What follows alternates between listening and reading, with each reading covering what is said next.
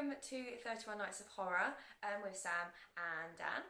And this is number 6, and it was the film... The Hills Have Eyes. The original. The original. Thanks for this, James.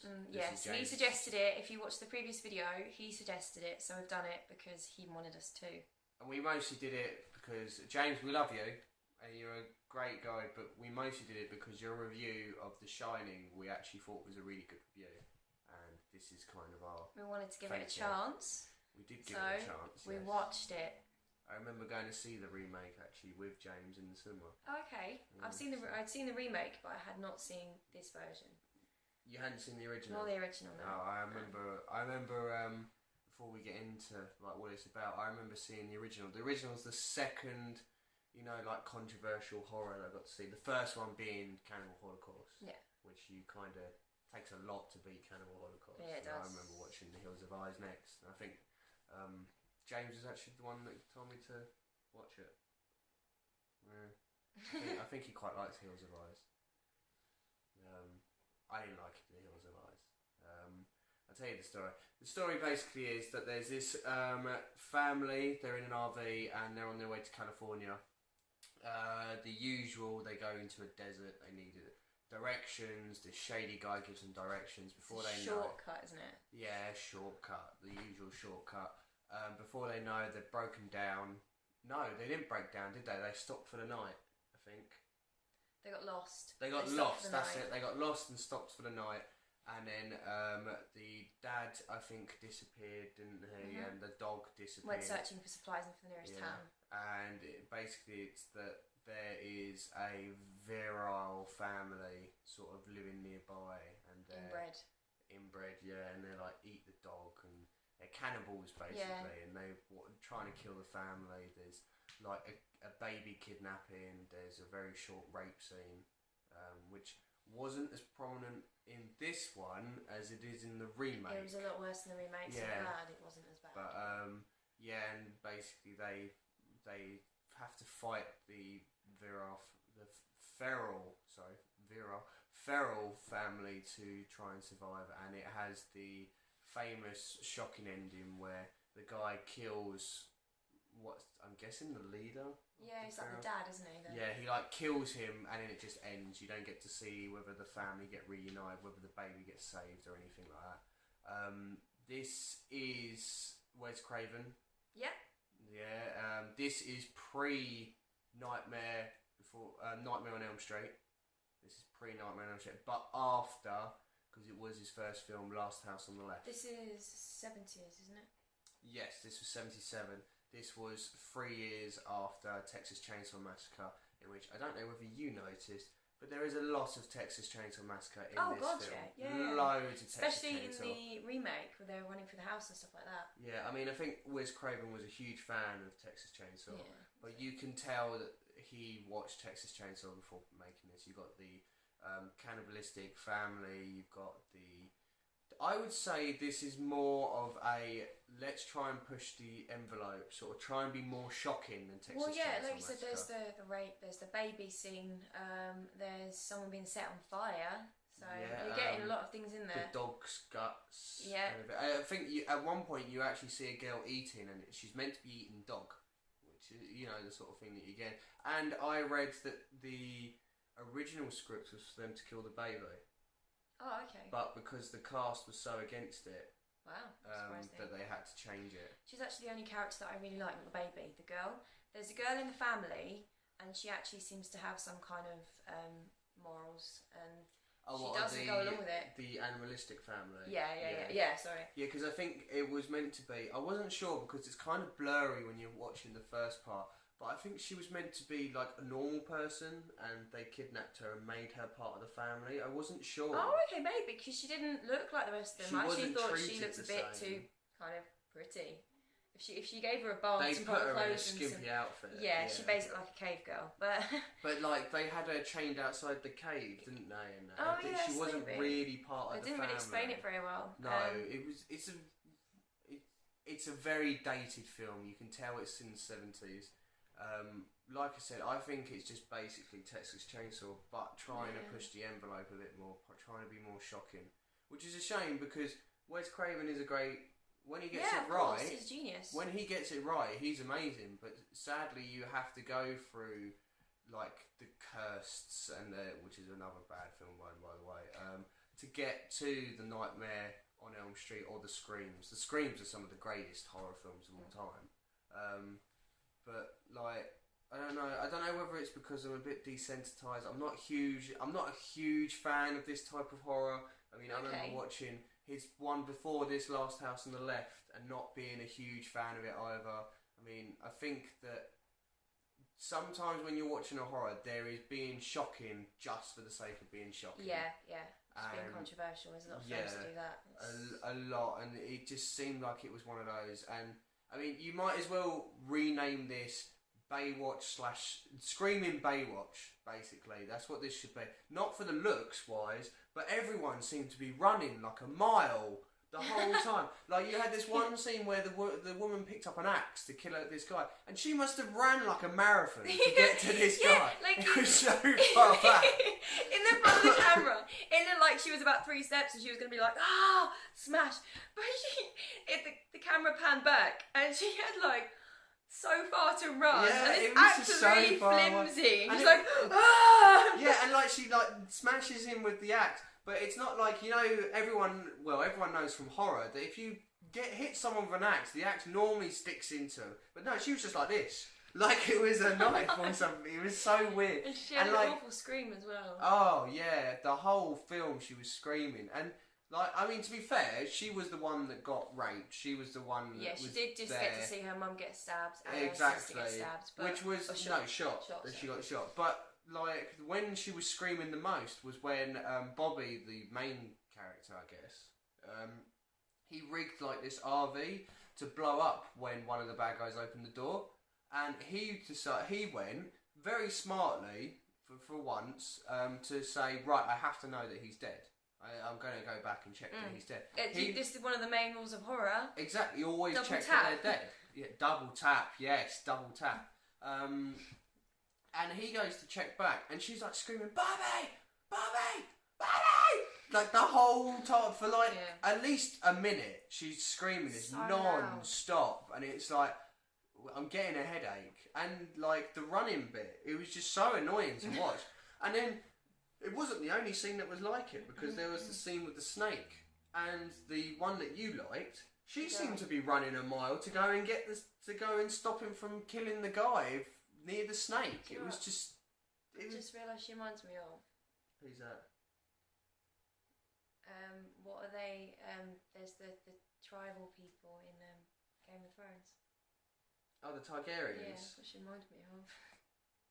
Maybe, yeah. Like that party where they're sort of like, they're all, spoilers, they're all having like sex to commemorate the wedding sort of thing, because they're having like a party thing, aren't they? And they're having sex, and then they're fighting to have sex with the women and that.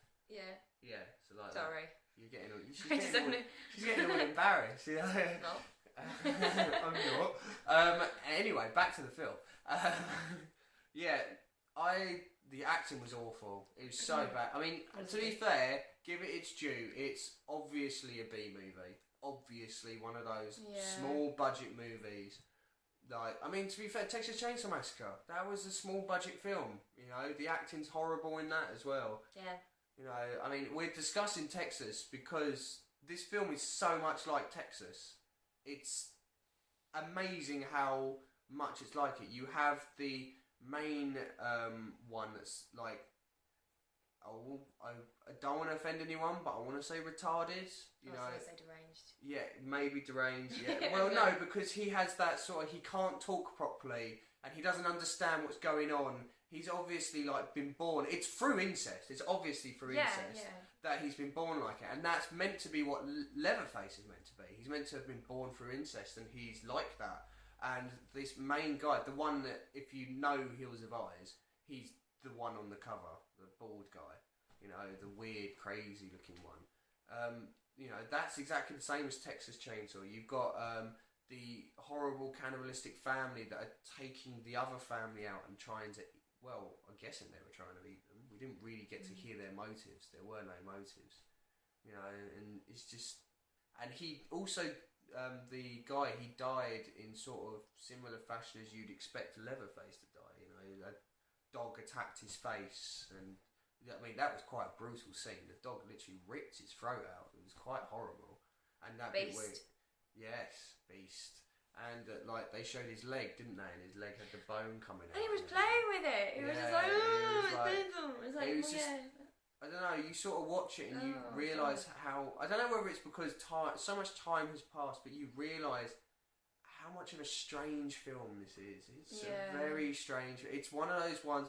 I'd stick it in the same vein as like obviously Texas Chainsaw, Devil's Rejects, that sort of one. What kind of? It's only because I love all the Devil's Rejects and all those. No, I'd stick it in it because you have that horrible weird family that just sort of thing, and there's nothing's wrong to them. Yeah, and the filming to it's really gritty, and like the way they shoot it, really gritty, and I'd stick it in the same sort of vein. I mean, it's like it's the original of their films, but yeah. I mean, it's Texas is the original, but yeah. I forget that's. Yeah, it's so hard to sort of remember when it comes to this time, but. I mean, there was one camera shot which I quite liked, and that was the end camera shot, which was where I can't remember his name, but the second main guy, there's two of them, was killing Mars, the head honcho of the Ferrell family, and it's just literally a camera shot of this guy coming to blows with it, and like because he's obviously losing it, like the spit going on the camera and everything, and it's just literally a point of view of the dead body. Like from the dead body. I quite liked that. It was quite a good one. I mean, the ending I wasn't a fan of. It just sort of went red, didn't it? Well, I was a bit thrown because I remember not the original, it's because I saw it first. The remake, and it's slightly different. The girl, she helps them out, helps the normal people out. Yeah, if I can say that. Helps the normal family out. Out by taking the baby to them. Because she actually escapes with the baby, and I remember she's running towards the family, and one of the guys is like obviously thinking I need to shoot her because she's got the baby, and then she just ends up handing it over, and I can't remember if she then gets shot. I can't remember, she tries, and she's probably my favourite character actually because the normal they wind me up. The family. The normal people were just so stupid. It was so stupid. And I don't remember, because, you know, when they were breaking into the RV to take the child and everything, I don't remember them running so far away to their dad being on fire. But yeah, it took the two guys so long to run back that they had, like, the main, like, bald bad guy had a time to run out of the caravan, run back into the caravan, steal the baby, and then have the other guy manage to grab the other girl and run off. And it was such a long time for them to be running towards the caravan. In the remake, it's a lot closer. It was quite horrible. I mean, I don't know why I didn't really like the film that much. I should like this film because it is kind of different. Yeah, you've seen it before, kind of. But I mean, it had some really horrible bits in it. It was really uncomfortable to watch, and it's one of the few films that can make me cringe. But if I'm being honest, I don't find it that interesting. Like, it's really hard. It's either really horrible to watch. I'm sat there just like I don't like watching this. This is nasty. And then the rest of the time I'm like, I'm just bored. Yeah, it's really hard to keep concentration. There's not enough going on. No, it's like the story is paper thin. Yeah. So thin. It's just an opinion because I wish I could like it because it is one of the it's one of the big ones, isn't it? Really. Well, yeah. I mean, it's a shame that we're reviewing it without James because obviously James loved this movie. As you saw in the last one, he said that this was his first slasher film that he really liked and everything. So, but I knew I don't really like Hills of Eyes. I knew that coming into it, and my opinion hasn't changed. You know, I haven't watched the original for at least 10 years.